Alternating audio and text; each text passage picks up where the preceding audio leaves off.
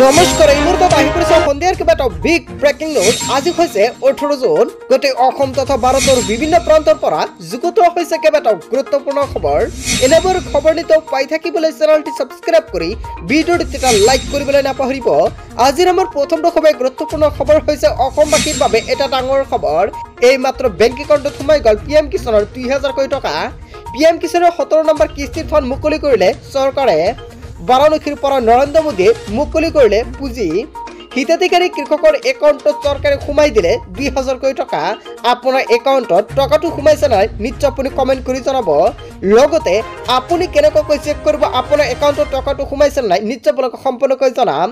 9 কোটিৰ অধিক কৃষকৰ একাউণ্টত চৰকাৰে সোমাই দিলে টকা অসমৰ 17.5 লাখ কৃষকৰ একাউণ্টত পোনপটীয়াকৈ সোমাই গল 2000 টকা আপুনি টকাটো পালে না নাই নাপালে আপুনি কি কৰিব নিশ্চয় ভিডিঅ'টোৰ শেষত সম্পূৰ্ণকৈ জনোৱা হ'ব কেনেকৈ চাব তালিকাত আপোনাৰ নাম আছে না নাই যদি আপোনাৰ লিষ্টত নামটো আছে তেন্তে কিন্তু আপুনি টকা পাব আৰু যিসকল ব্যক্তি এতিয়ালৈকে টকা পোৱা নাই আপুনি এতিয়া চেক কৰক আপোনাৰ তালিকাটো কেনেকৈ চেক কৰিব তালিকাত নাম চাবলৈ এতিয়া আপুনি লগইন কৰক pmkisan.gov.in ইয়াৰ পিছতে ক্লিক কৰক বেনিফিচিয়াৰী লিষ্ট অপচনত ইয়াতে ক্লিক কৰাৰ পিছত ৰাজ্য জিলা গাঁও বাছনি কৰি সম্পূৰ্ণকৈ চাব পাৰিব আপোনাৰ তালিকা ইতিমধ্যে দুটাকৈ হেল্পলাইন নম্বৰ মুকলি কৰিছে চৰকাৰে যিসকল কৃষকে এতিয়ালৈকে টকা পোৱা নাই অতি শীঘ্ৰে কল কৰিব পাৰিব ধন লাভ কৰাত অসুবিধাৰ সৃষ্টি হলে দিব পাৰিব আপুনি অভিযোগ ডায়াল কৰক এতিয়া 15526 অন নম্বৰত যদি আপুনি পিএম কিষাণৰ 2000 কোটি টকা এতিয়ালৈকে পোৱা নাই নিশ্চয় আপুনি এইখন নম্বৰ যোগাযোগ কৰক অথবা ডায়াল কৰক 01124300606 নম্বৰটোত তাৰ পিছত অসমবাসী ৰাজুক জনাইছে আমাৰ 2 নম্বৰটো খুব গুৰুত্বপূৰ্ণ খবৰ লগতে এটা ডাঙৰ খবৰ দীঘলীয়া বৈঠকৰ অন্তত কংগ্ৰেছৰ এটা ডাঙৰ সিদ্ধান্ত গ্ৰহণ কৰিছে ৱায়নাটৰ সাংসদ পদ এৰিলে ৰাহুল গান্ধীয়ে ৰায়বৰেলীৰ সাংসদ হৈ থাকিব ৰাহুল গান্ধী ৱায়নাটৰ পৰা উপনিৰ্বাচনত প্ৰতিদ্বন্দ্বিতা কৰিব প্ৰিয়ংকা গান্ধীয়ে প্ৰথমবাৰলৈ সংসদীয় ৰাজনীতিত প্ৰতিদ্বন্দ্বিতা কৰিব প্ৰিয়ংকা গান্ধীয়ে এই সিদ্ধান্তৰ পিছতে আবেগিক ৰাহুল গান্ধী ৱায়নাটৰ জনতাক ধন্যবাদ জনালে ৰাহুল গান্ধীয়ে হয় আপুনি ঠিকই শুনিছে এটা ডাঙৰ খবৰ এটা গুৰুত্বপূৰ্ণ খবৰ মুকলি আহিছে তাৰ পিছত অসমবাসী ৰাজুক জনাইছে আমাৰ 3 নম্বৰটো খুব গুৰুত্বপূৰ্ণ খবৰ লগতে এটা ডাঙৰ খবৰ জলপ্ৰলয় বানত পৰিছে মধ্য অসম আৰু বৰাকৰ বিভিন্ন প্ৰান্ত আপোনাৰ অঞ্চলৰ অৱস্থা কি নিশ্চয় আপুনি কমেন্ট কৰি জনাব লগতে আপোনাৰ কোনটো অঞ্চল বানৰ কবলত পৰিছে নেকি ৰাজ্যত অব্যাহত আছে নিৰানে পৰা বৰষুণৰ ফলত উপনৈ উঠিছে কেইবাখন নদী নিৰানেপৰা বৰষুণৰ ফলত উপনৈ উঠিছে কেইবাখন নদী বছৰটোৰ দ্বিতীয়টো বানৰ কবলত কৰিমগঞ্জ জিলা ভয়ংকৰভাৱে বৃদ্ধি পাইছে কুহিয়াৰা লংগাই আৰু সিংলাৰ জলস্তৰ নিজৰ ঘৰ বাৰী এৰি বিভিন্ন বিদ্যালয়ত আশ্ৰয় লৈছে বানপীড়িতে কৰিমগঞ্জ কালীগঞ্জ গড়কাপ্ৰাণী পথৰ চাৰিওফালে প্ৰবাহিত পানী বন্ধ কৰি দিয়া হৈছে যান-বাহনৰ চলাচল ব্যৱস্থা দ্বিতীয় দিনে অপৰিৱৰ্তিত কামপুৰৰ বান পৰিস্থিতি সাংস্কৃত বগ্ন মাথাউৰিৰে পানী সোমাই প্লাবিত ৩০০ পৰিয়ালৰ বাসগৃহ সময়তে মাথাউৰি নিৰ্মাণ নকৰাৰ ক্ষোভ উজাৰিছে বন্যৰতই উমৰাংচুং খাণ্ড বান্দাৰ 7খনকৈ গেট খুলি দিয়াৰ পিছতে হাহাকাৰ অৱস্থাৰ সৃষ্টি হৈছে খুৰাখৰে বাৰীৰ কপিলী নৈৰ জলপৃষ্ঠ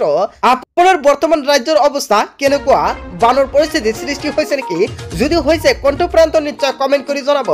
তাৰ পিছত অসমবাসী ৰাজুক জনাইছে আমাৰ 4 নম্বৰটো খুব গুৰুত্বপূৰ্ণ খবৰ লগতে এটা ডাঙৰ খবৰ মণিপুৰলৈ ঘূৰি আহিব শান্তি কথা দিলে অমিত শাহে হয় আপুনি ঠিকই শুনিছে এটা গুৰুত্বপূৰ্ণ সিদ্ধান্ত গ্ৰহণ কৰিছে নতুন চৰকাৰখনে কেন্দ্ৰত চৰকাৰ গঠন হোৱাৰ পিছতে বল খবৰ আহিছে মণিপুৰলৈ সমস্যা দূৰ হ'ব মণিপুৰবাসীৰ গৃহমন্ত্ৰী অমিত শাহে মণিপুৰবাসীক দিলে আশা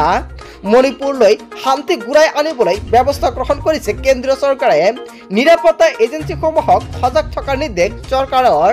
হিংসাত্মক ঘটনা দূৰ কৰাৰ বাবে শীঘ্ৰেই আলোচনাত বহিব গৃহমন্ত্ৰী অমিত শাহে কেন্দ্ৰত চৰকাৰ গঠনৰ পিছতে ভাল খবৰ আহিলে মণিপুৰলৈ তাৰ পিছত অসমবাসী ৰাজুক জনাইছে আমাৰ 6 নম্বৰটো খুব গুৰুত্বপূৰ্ণ খবৰ লগতে এটা ডাঙৰ খবৰ ইভিএম নহয় এইবাৰ বেলটত হ'ব পঞ্চায়ত নিৰ্বাচন ৰাজ্যত অনুষ্ঠিত নহ'ব পাৰে উপনিৰ্বাচন মুখ্যমন্ত্ৰী ডাঙৰ ঘোষণা ৰাজ্যত অনুষ্ঠিত নহ'ব পাৰে উপনিৰ্বাচন পুৰণি সমষ্টিৰ ভিত্তিত নিৰ্বাচন পতা সম্ভৱ নহ'ব পাৰে বেলট পেপাৰত হ'ব এইবাৰ পঞ্চায়তৰ নিৰ্বাচন এইবাৰ পঞ্চায়ত নিৰ্বাচন অৰাজনৈতিক হ'ব ৭৫% অৰাজনৈতিক আৰু ২৫% ৰাজনৈতিক হ'ব এইবাৰৰ নিৰ্বাচন ৪ পৰা ৫খন জিলাত পাইলট পৰ্যায়ত থাকিব EVM পঞ্চায়ত নিৰ্বাচন আৰু উপ নিৰ্বাচনক লৈ অসমৰ মুখ্যমন্ত্ৰী ডক্টৰ হিমন্ত বিশ্ব শৰ্মাৰ কেইবাটাও গুৰুত্বপূৰ্ণ মন্তব্য তাৰ পিছত অসমবাসী ৰাজধানী চমৰ 7 নম্বৰটো খুবেই গুৰুত্বপূৰ্ণ খবৰ লগতে এটা ডাঙৰ খবৰ পেট্ৰলৰ মূল্য বৃদ্ধিৰ প্ৰতিবাদ কৰি থাকোঁতে নিহিত হল বিজেপি নেতা প্ৰতিবাদ কৰি থাকোঁতে নিহিত বিজেপি নেতাগৰাকী কৰ্ণাটকত পেট্ৰল ডিজেলৰ মূল্য বৃদ্ধিৰ প্ৰতিবাদৰ সময়তে আক্ৰান্ত হল হৃদৰোগত নিহত বিজেপিৰ জ্যেষ্ঠ নেতা MB বানু প্ৰকাশ প্ৰাক্তন MLC MB বানু প্ৰকাশ কৰ্ণাটকৰ গোপী চাৰ্কলত সাব্যস্ত কৰিছিল এই প্ৰতিবাদ নেতাগৰাকীক চিকিৎসালয়ত ভৰ্তি কৰা হয় যদিও মৃত ঘোষণা কৰে চিকিৎসকে প্ৰতিবাদ কৰি থাকোঁতেই নিহত বিজেপি নেতা তাৰ পিছত অসমবাসী ৰাজধানী চমৰ 8 নম্বৰটো খুবেই গুৰুত্বপূৰ্ণ খবৰ লগতে এটা ডাঙৰ খবৰ বিধায়ক পদ এৰিলে ৰঞ্জিত দত্তই হয় আপুনি ঠিকেই শুনিছে এটা ডাঙৰ খবৰ এটা গুৰুত্বপূৰ্ণ খবৰ বুকু দিছে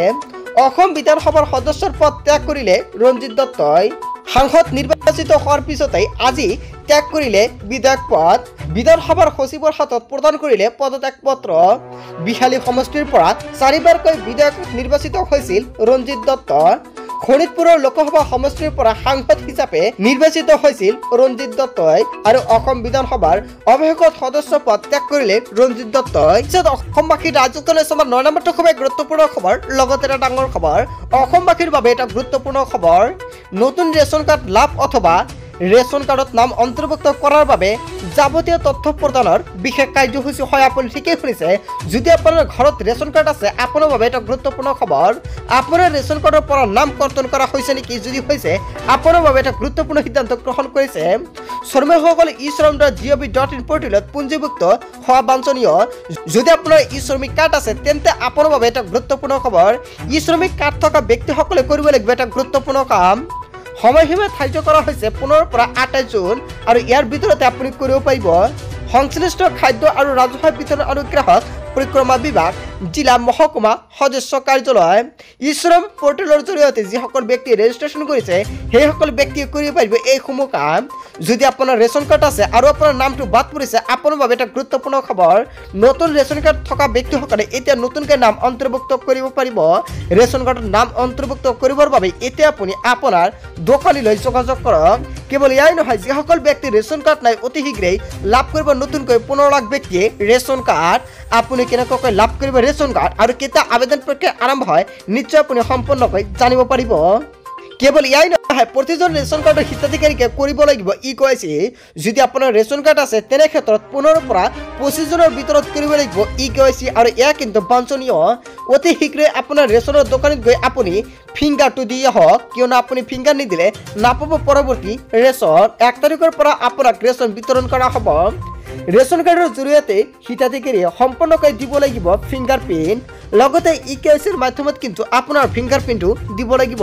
নহলে কিন্তু আপুনি নাপাব ৰেচন হিতাধিকাৰীসকলে সংশ্লিষ্ট সুলভ মূল্যৰ দোকানত উপলব্ধ ই-পছ মেচিনৰ আঙুলিৰ চাপ দিয়াটো বাঞ্ছনীয় হৈ পৰিছে আৰু চৰকাৰে নতুনকৈ সিদ্ধান্ত গ্ৰহণ কৰিছে সকলো সুলভ মূল্যৰ দোকানীয়ে এই বিশেষ দিনকেইটাত তেওঁলোকৰ অধীনত সকলো হিতাধিকাৰী আঙুলিৰ চাপ ই-পছ মেচিনৰ দ্বাৰা সংগ্ৰহৰ নিশ্চিত কৰিছে